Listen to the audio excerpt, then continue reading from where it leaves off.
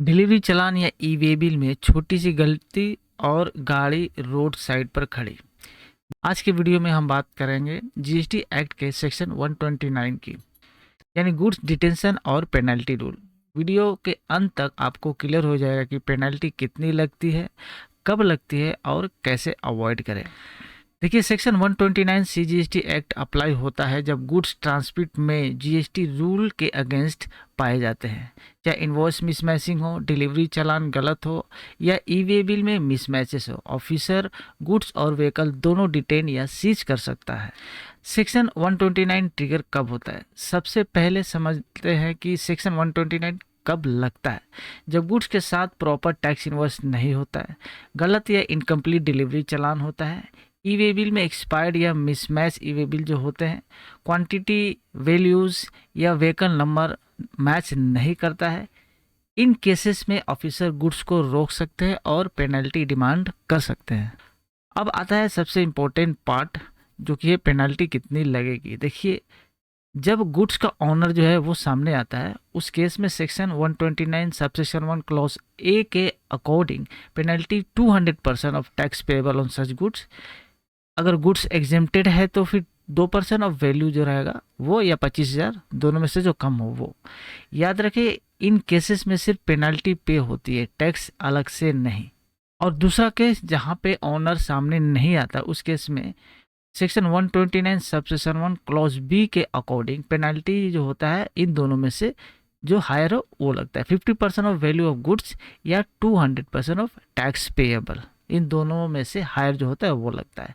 अगर goods exempted हुआ तो penalty 5% of value of goods या फिर 25,000, जो भी कम होता है। यानी ओनर अगर कम कॉपरेट नहीं करता तो पेनल्टी और भी ज़्यादा लगती है, ज़्यादा हो जाती है।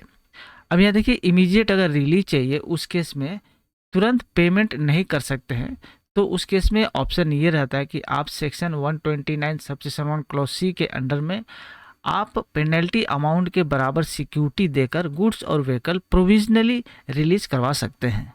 और अब इम्पोर्टेंट बात, सेक्शन 129 में टाइम लिमिट बहुत स्ट्रिक्ट है। ऑफिसर को 7 डेज के अंदर नोटिस देना पड़ता है। नोटिस के बाद 7 डेज के अंदर में ऑर्डर पास करना होता है। और हाँ, बिना हियरिंग का मौका दिए पेनल्टी फिक्स नहीं हो सकती। ये सब सेक्शन 129 सबसेक्शन 3 और सेक्शन 129 सबसेक्शन 4 में क्लियरली मेंशन है।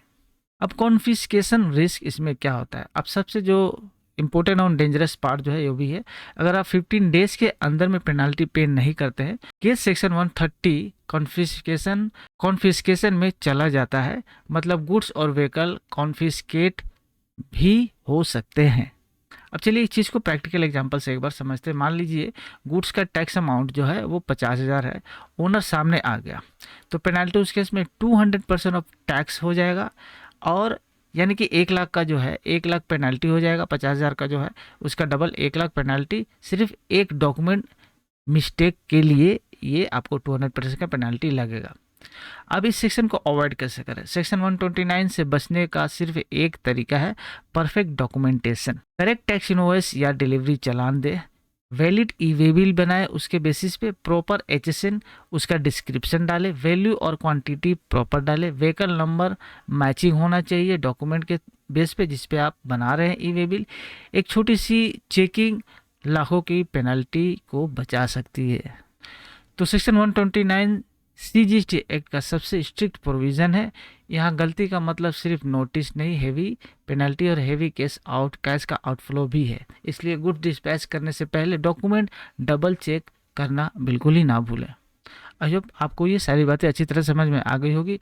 अगर आपको ये वीडियो यूज़फुल लगा तो लाइक करें, शेयर करें और चैनल को सब्सक्राइब करना बिल्कुल ही ना भूलें। Thanks for watching.